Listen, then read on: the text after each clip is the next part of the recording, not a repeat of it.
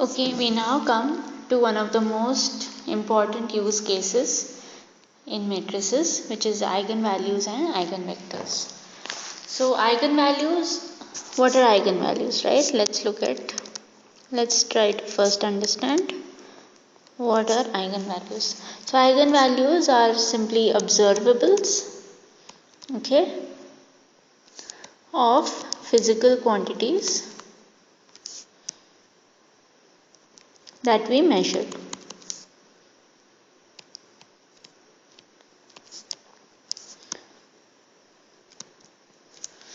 So if one is looking at a Hamiltonian operator, the physical quantity that one would measure is energy. And energy is an eigenvalue of the Hamiltonian operator. Okay, and the operator which acts on a particular function, that function is known, will give you the value of eigenvectors. So let's look at this. So we have already looked at, in the previous lectures, we have looked at orthogonal matrices, right? And among the orthogonal matrices, we looked at, there were two kinds of orthogonal matrices, rotation or reflection. So the matrices that come out of it represent either the rotation operation or the reflection operation, right? So when we represent rotation operation, we say that G dot R will give you R, where R is the axis of rotation, right? We have already seen this, but what I want to bring to your attention is that, so G is a matrix, which is, in this case, it's an operator. So G is something which acts on R, and R is the, what is R? R is the axis of rotation.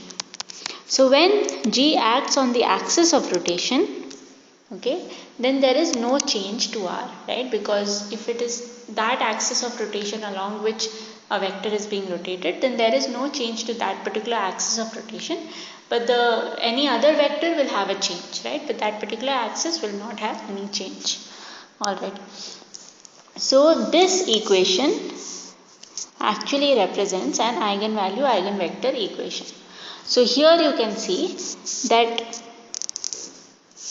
G dot R is equal to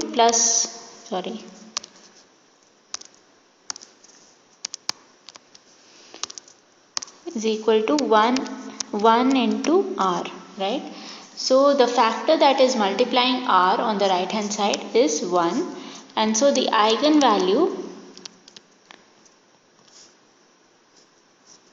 there is only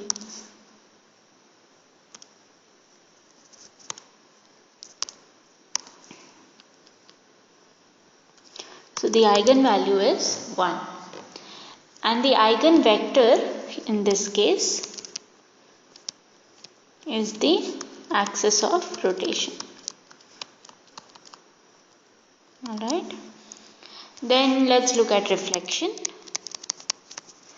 So in the case of reflection operation, we had GR equals minus 1 into R. So here this R represents the vector which gets reflected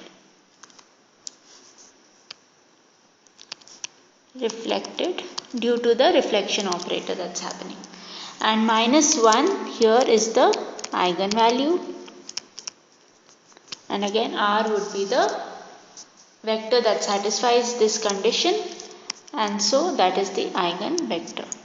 Okay, so these are just examples, but what I want to impress upon you is that in general,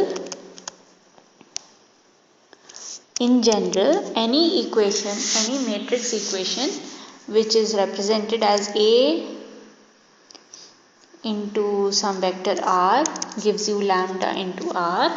So this type of equation, right, where A is a matrix representing an operation,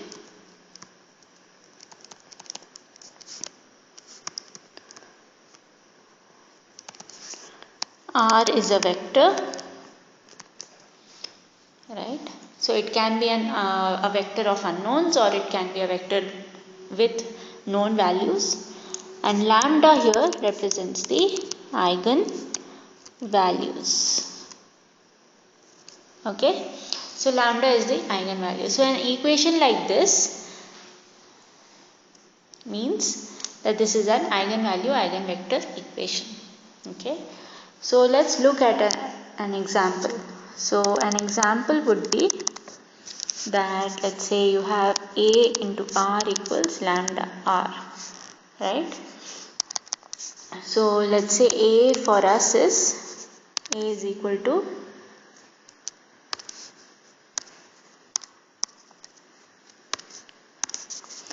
this is an example. So let a equal to 5 minus 2 minus 2. Okay, so our equation becomes, and r is x and y. So we have 5 minus 2 minus 2 2 into x y gives you lambda into x y. Okay, so if we are to solve this equation, the easiest way to solve this would be to bring this lambda to the other side. So we would have 5 minus 2 minus 2 2 x y minus lambda x y is equal to 0 0, right? So then this would become 5 minus lambda minus 2 minus 2 2 minus lambda into x y is 0 0. Okay, so there are two possibilities here. Okay, so either we have to assume that this part gives something that is 0, or we can assume that this itself gives 0. Okay, so because the right hand side is 0, right? So something else has to be 0 in order to make this happen. So if we assume, right, if we assume that x y is 0 0, right, this gives us a trivial solution, right? So if we have this kind of a solution, we will never be able to find out what the value of lambda is, because if we say that okay, x is 0 and y is 0, then it doesn't matter what value of lambda is, right? But lambda represents the eigenvalue, which is the observable of a measurement. So if we do not know lambda, then we will never know what is the observable, like what is the value of that observable, right? So if this is a trivial solution, so we will discard such trivial solution. Okay, all right. Then the other case would be to see that this part, right, this part maybe something related to this part gives you 0. All right.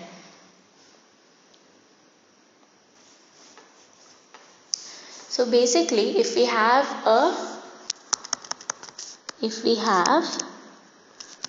n equations, right, and n unknowns, then we know that if rank is equal to n, we will get one solution, right? We will get one solution. Okay, because if rank is n and that is equal to the number of unknowns, which is n, then we will get one solution. So that might happen if, so that might give us the trivial solution ultimately. Okay, because then the only solution possible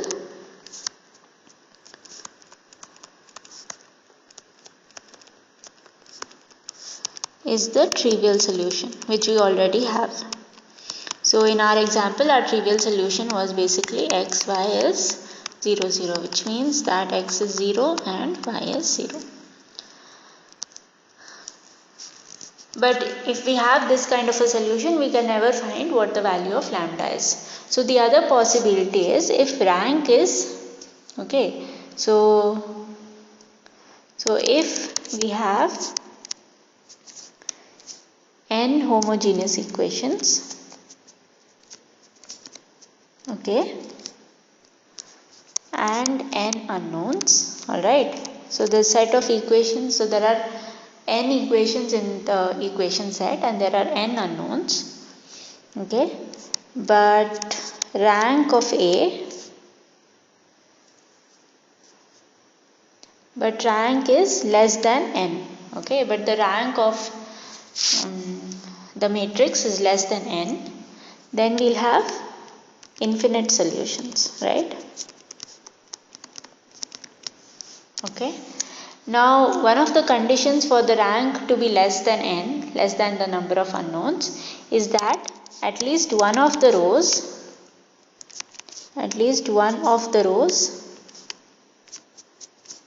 should reduce to zeros. This we already know.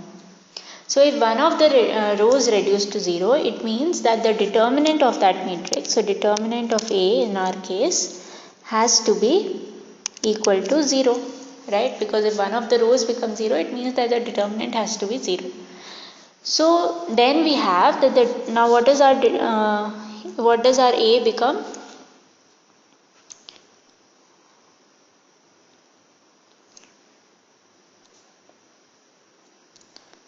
So we had A dot R equals lambda R, right?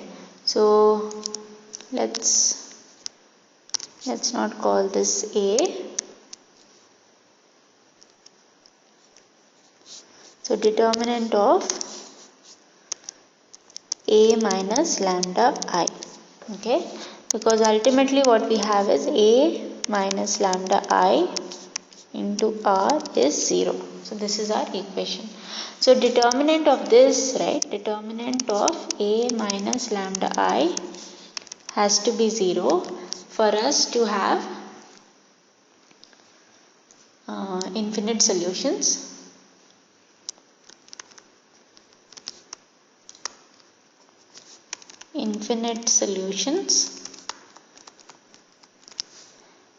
And so that solution is not trivial. Okay, alright. So this is our condition. So if we have this condition, then in our example what we had was 5 minus 2 minus 2 into xy is equal to lambda into xy, right? So by this condition we would have 5 minus lambda minus 2 minus 2 2 minus lambda to be 0. Okay, alright. So we need to just find the determinant of this. So the determinant is 5 minus lambda into 2 minus lambda minus 4 is equal to 0 plus lambda square minus 7 lambda minus 4 is 0. So lambda square minus 7 lambda minus plus 6, right, is 0. So we are going to get lambda minus 1 into lambda minus 6 is 0. So we get two values for lambda. Lambda is either 1 or lambda is 6. So these are the possible values for lambda.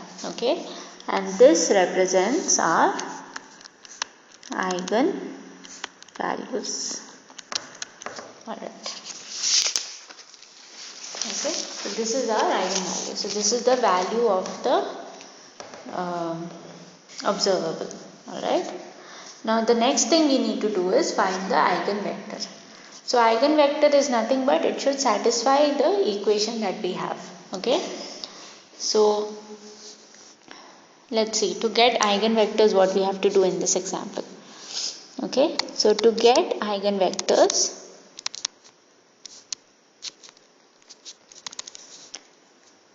substitute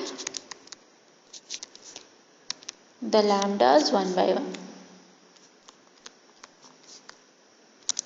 Okay, so So what does it mean? So we have first, let's assume lambda is equal to 1. Okay. So our equation was 5 minus 2 minus 2, 2 into xy gives you 1 into xy. Okay. Because we have substituted. So here we have assumed that lambda is 1. Okay. So with this equation we get 5 minus 1 minus 2 minus 2, 2 minus 1 into xy is 0, 0. Alright. Then we have 4 minus 2 1 into xy is 0. So let's see. So now let's write this in the form of equation. So we'll have 4x minus 2y is 0 and minus 2x plus y is 0. So this equation can be further simplified to 2x minus y is 0, and here we can just take the minus sign common, so we'll get 2x minus y equals 0. So these two equations are essentially the same. So from this we have y is equal to 2x. So what we do in order to find the eigenvectors is that we assume the lowest number possible, lowest non-trivial number. So the trivial number would be 0, but the non-trivial number, the lowest one, an integer number would be 1, right? So assume the lowest non-trivial number, integer, okay, for x. Alright, so the eigenvector, so if x is 1, then we have y is 2, right, from this equation. So essentially our eigenvector, okay, is 1, 2 for lambda is 1. Alright. So now let's see what is the eigenvector when lambda is 2. So when lambda is not 2, sorry, what was the other value for lambda? It was 6. So when lambda is 6, then we again have 5 minus lambda minus 2 minus 2, 2 minus lambda into xy is 0, 0. So this was our equation. So we have minus 1. So when lambda is 6, substitute for lambda equal to 6 and we will get minus 1, minus 2, minus 2. 2 minus 6 is minus 4.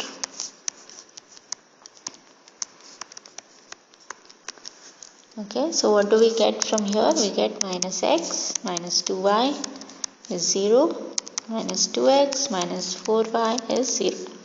So here we can take minus sign common, so you will get x plus 2y is 0, and here you will get x plus 2y is 0.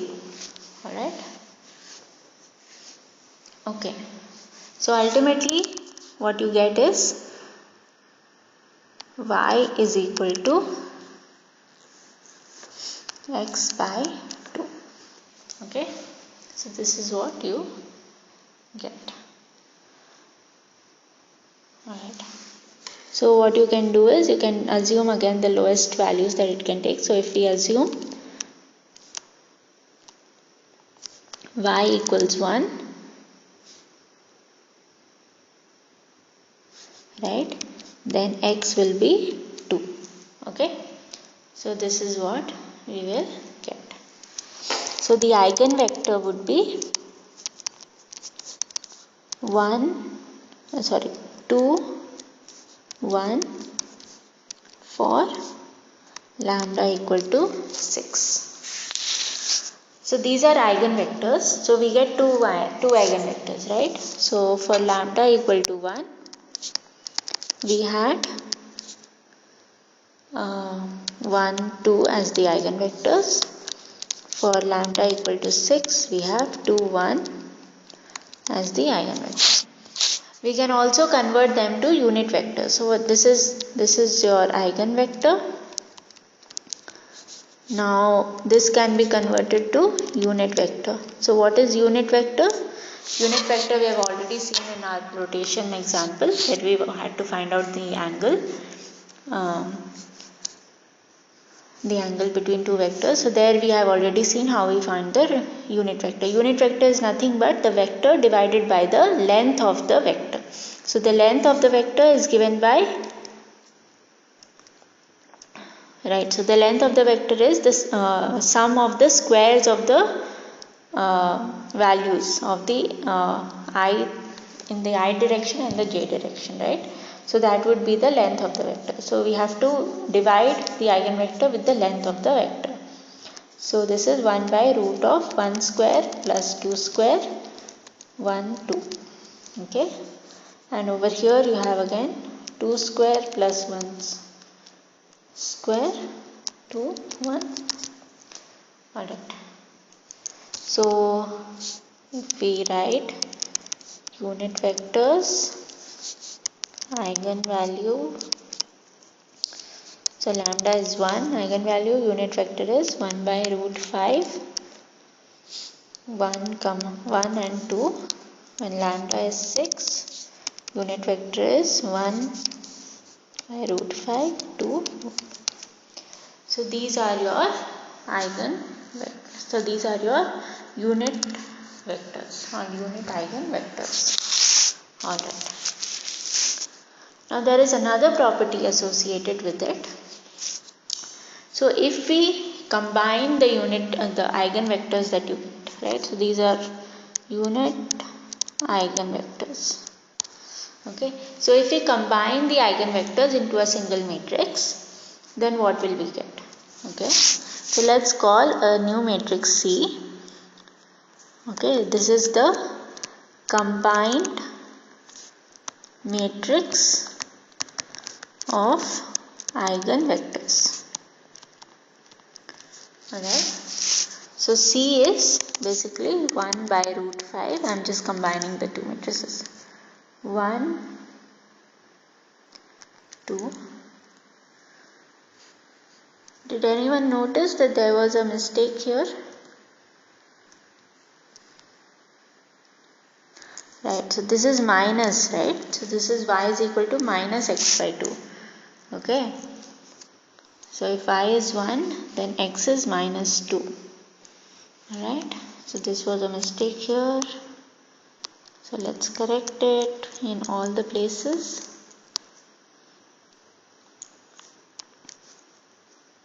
Alright. So here you get minus 2 and 1. Okay. So this is our matrix C, which is our matrix composed of the eigenvectors. Okay. So this was the eigenvector for lambda equal to 1 and this was the eigenvector for lambda equal to 6. Alright. So if you write it like this, then there is a theory which says that there is a certain, that if you now combine this C, take the inverse of this and then do A and then do C. So multiply these three matrices together, you will get some sort of a diagonal matrix. So D is a diagonal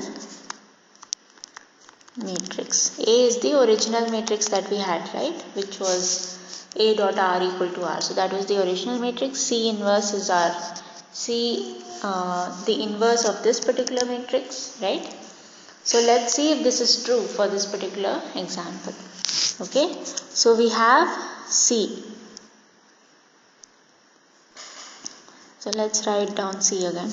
So C is 1 by root 5, 1 minus 2, 2, 1. Okay, so what is determinant of C? Determinant of C would be 1 by root 5 whole square into 1 plus 4. So you get 5 by 5, which is 1. Okay, so determinant is this. Then we need to get C inverse, right? So C inverse is 1 by 1 into 1 minus 2 to 1 transpose.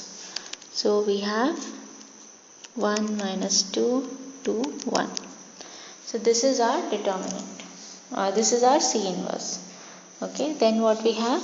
C inverse A into C gives you D. So let's multiply all of this. So C inverse is 1, 2 minus 2, 1. A is 5 minus 2 minus 2, 2. And then C is 1.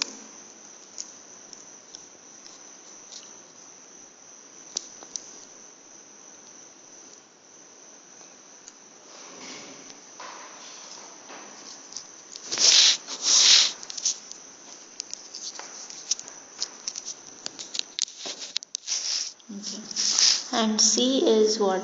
C is 1, 2 minus 2, 1 into 1 by root 5. Okay, this was our C. So what do we have? Just multiply this. And this will give us 5 minus 4, 1 minus 2 plus 2, 0. No, minus 2 plus 4 gives you 2.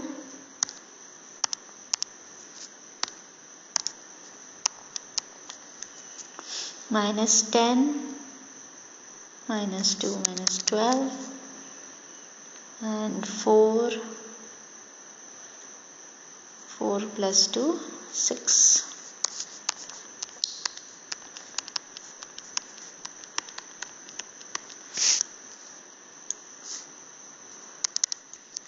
So we have 1 plus 4 5 minus 2 plus 2 0 minus 12 plus 12 0 24 plus 6 30 into 1 by root 5. So this gives us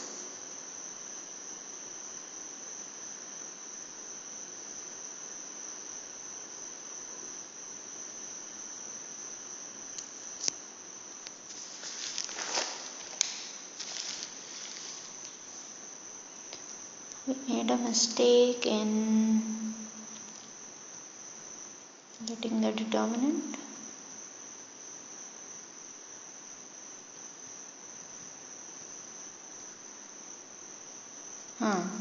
So there is a 1 by root 5 here as well, right? Because that doesn't go anywhere. Okay. So C inverse also has a 1 by root 5. Alright. So please verify this. So this will become 1 by root 5 whole square. Right. So this will become, so you can divide it by 5. So this will have 1 0 0 6. So what does this remind you of? Right. So the 1 is an eigenvalue and 6 is an eigenvalue. So this diagonal matrix D is composed of eigenvalues. Okay. So when you say that you want to diagonalize a matrix, what you mean is that you want to find a matrix C such that the inverse of that matrix C, then along with the original matrix and A or whatever you define it as, and multiply that with the matrix C. C is the matrix composed of the eigenvectors. So this will give you a diagonal matrix D which will be composed of eigenvalues. So this is very important because when you want to find what are the values, then you can just find these C inverse and actually get the eigenvalues also, or you can verify the eigenvalues. Okay. So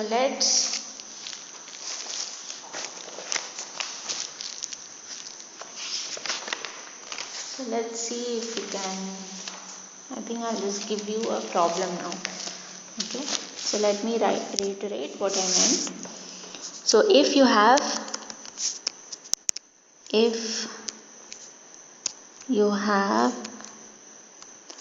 a set of equations represented by m into r gives you lambda r, okay, Then so M is the matrix, right, original matrix, lambda is the eigenvalues. Alright, so you can, so for such a equation there exists a matrix C which is composed of eigenvectors, such that C inverse M into C gives you D, where D is composed of eigenvalues and is a diagonal matrix. Okay.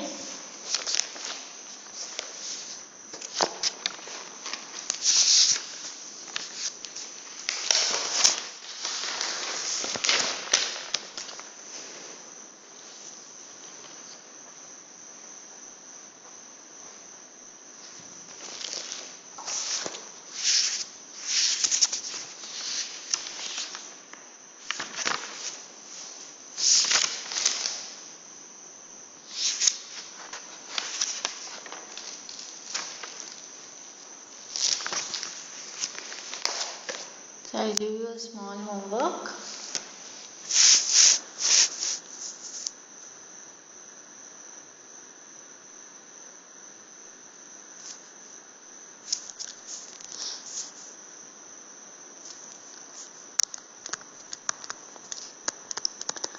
Find the eigenvalue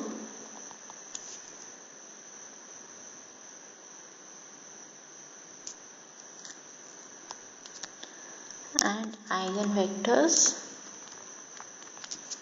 of the following.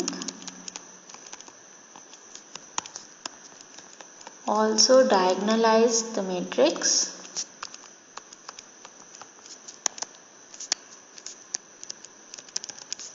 and show that C inverse MC is equal to D. So here M is given by, so these are the two problems. M is 2 3 0 3 2 0 0 0 1, and the second problem is M is given by 2 0 2 0 2 0 2 0 minus 1. Alright, so these are your homework problems. Okay.